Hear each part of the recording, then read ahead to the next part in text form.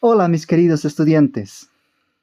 En esta oportunidad abordaremos una temática de discusión muy interesante sobre los fenómenos que pueden ocurrir en la naturaleza. Esos fenómenos se conocen como la radiactividad. Para empezar, unos detalles de forma. Este video educativo es realizado para la Universidad Pedagógica, para el módulo 14, la física nuclear y su aplicación. Mi persona, Yesid Harold Mamani Chávez, participante de la maestría. Nuestra docente tutora, Magíster Cintia Esther Callisaya. Bien, volvamos entonces. La radiactividad. Bienvenidos mis queridos estudiantes. Mi nombre es Antoine Henry Becquerel. En este apartado les hablaré un poco sobre algunos sucesos históricos relacionados a la radiactividad.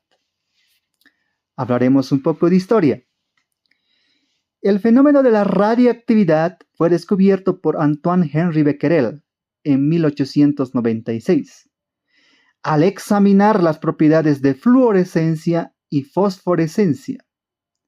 Al colocar sales de uranio sobre una placa fotográfica en una zona oscura, comprobó que dicha placa se ennegrecía.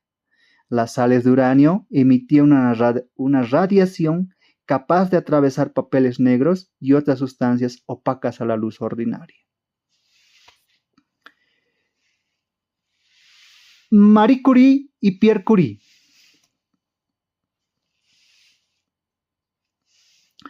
Los esposos Curie, Marie y Pierre Curie, hicieron más estudios sobre el descubrimiento de Becquerel. Demostraron que la radioactividad no era resultado de una reacción química, sino una propiedad elemental del átomo. El fenómeno de radioactividad era característico de los núcleos atómicos. En 1898, los esposos Curie descubren nuevas sustancias radiactivas, como el radio y el polonio, mucho más activos que el uranio. Pierre, por un lado, estudiaba las propiedades de la radiación, y Marie trataba de obtener las sustancias radiactivas de los minerales con el mayor grado de pureza posible. Pierre, en el afán de dar a conocer su descubrimiento, hizo pruebas con el radio en su propia piel. El resultado fue una quemadura. Pronto, el radio, el elemento radio, se utilizaría para tratar tumores malignos. Era el comienzo de las aplicaciones médicas que Marie Curie daría a la radioactividad. En 1903, Marie Curie, Pierre Curie, junto con Antoine Henry Becquerel, recibieron el premio Nobel. Muy bien, pero ¿qué es la radiactividad? La radiactividad es la propiedad que poseen los átomos de algunos elementos al descomponerse. Es decir, un nucleido inestable se descompone. Un nucleido se descompone en otros más estables que él, a la vez que este proceso también emite una radiación. Los elementos radioactivos se transforman en otros elementos, pues la constitución de sus átomos cambia. Entonces, observamos la siguiente imagen.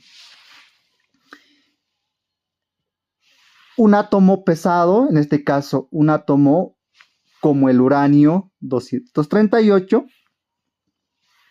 por un proceso natural se descompone en torio 234 y al descomponerse el torio en este proceso se descompone a su vez en partículas alfa, de helio sobre todo, y al descomponerse el torio también emite radiación.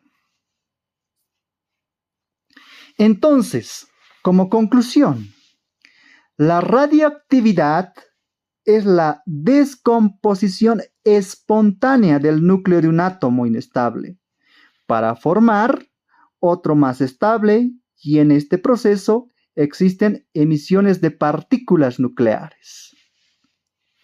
Estas partículas, que más adelante las vamos a ver, son las partículas alfa, las partículas beta, los rayos X, los rayos gamma o las partículas gamma y las partículas, los rayos de neutrones. Bien, continuemos. Radiactividad natural. La radiactividad natural ocurre con ciertos isótopos que se desintegran espontáneamente. ¿Cómo cuáles se desintegran espontáneamente de forma natural? Me estoy diciendo, ¿no? Los isótopos que se desintegran de forma natural, tenemos el radón, tenemos el carbón y tenemos el uranio.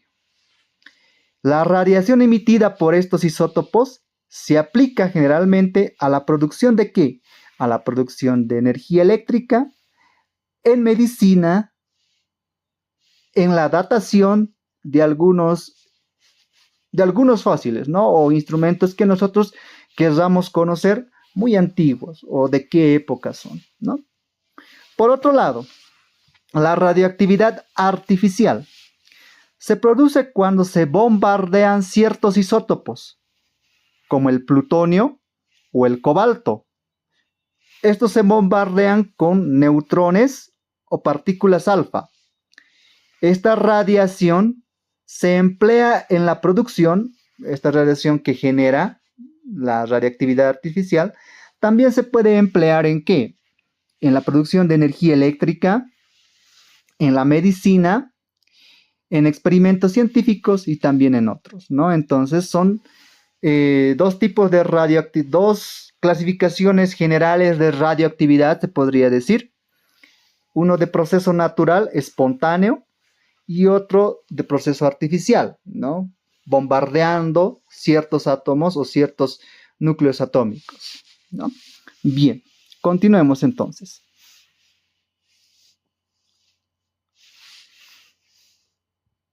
Tipos de radiación. Los isótopos radiactivos pueden emitir en general tres partículas o tres tipos de radiación elementales, ¿ya? Una de esas radiación elemental, conocida o se llama radiación alfa, o rayos, más conocida como rayos alfa, ¿ya? Llamada también radiación ionizante. Sus partículas están formadas por dos protones. Las partículas de los rayos alfa se forman por dos protones y dos neutrones, generalmente núcleos de helio. Su carga es positiva y se emite a gran velocidad, ¿no? La velocidad con la que son emitidos o con la que es emitida los rayos alfa es grande, ¿no? Es demasiado grande. Su nivel de penetración sobre otros cuerpos no es grande, ¿ya? Entonces, a pesar de que son expulsados a velocidades grandes, el nivel de penetración de los rayos alfa, como se ve en la imagen, ya no es grande. Inclusive hasta le puede costar atravesar una simple lámina de papel, ¿no? Entonces, como se ve en la imagen, los rayos alfa, que es la de verdecita, ¿no? Le cuesta pasar por ciertos cuerpos, ¿no? Entonces, su radiación no es tan penetrante. Muy bien. Por otro lado, tenemos la radiación beta, también conocido como rayos beta. Las partículas de la radiación beta están formadas por electrones generalmente. Su carga es negativa, la carga de los rayos beta es negativa y su masa es muy pequeña. La masa de los rayos beta es pequeña. Su nivel de penetración, hablamos del nivel de penetración en otros cuerpos, es mayor que la radiación alfa. Entonces, para tal efecto, podemos observar la siguiente imagen. Los rayos beta es en la segunda clasificación, que está abajo de los rayos alfa. Si comparamos con los rayos alfa, fácilmente atraviesan la hoja de papel. Atraviesan también fácilmente, pueden atravesar la carne, en este caso la piel de nosotros, ¿no? Es fácilmente atravesado por los rayos beta, ¿no? Es mucho más incidente que los rayos alfa. Pero llega hasta ahí, ¿no? Tiene un límite, no puede penetrar más debido a la energía que emiten los rayos beta, ¿no? Continuemos. Tenemos la tercera clasificación o el tercer tipo de radiación.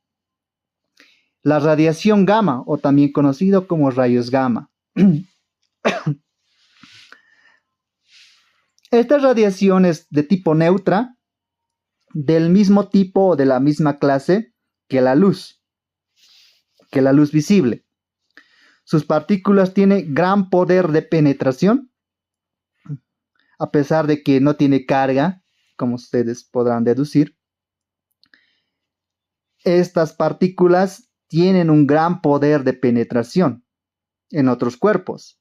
Y para detener su emisión, para que no se siga emitiendo los rayos gamma, es necesario placas gruesas de plomo, generalmente, o si la radiación es muy emisiva, hasta para detenerlos necesario hormigón, ¿no? Entonces, como podremos observar la siguiente imagen, la imagen de ahí abajo, habíamos dicho que las partículas alfa en un principio no son tan penetrantes, inclusive les cuesta penetrar una hoja de papel. Por otro lado, las partículas beta, la radiación beta, partículas beta, son más penetrantes, más intensas que la radiación alfa, penetran fácilmente el papel, inclusive hasta penetran fácilmente la piel, la carne del ser humano o cualquier otro ser vivo, ¿no? Pero queda ahí, ¿no? Entonces, tiene un límite de penetración debido a su energía. Y ahí entra los rayos gamma, ¿no? Que es la cuarta del diagrama ahí abajo, donde estos rayos gamma son más penetrantes, tienen un poder de penetración muy grande, ¿no? Atraviesan fácilmente los materiales como papel, la carne humana, ¿no? Y inclusive el acero, ¿no? El acero lo penetra de forma sencilla, llegando a dar un alto, un stop a su radiación, a su emisión, con placas, ¿no? Gruesas de plomo o en su caso de hormigón.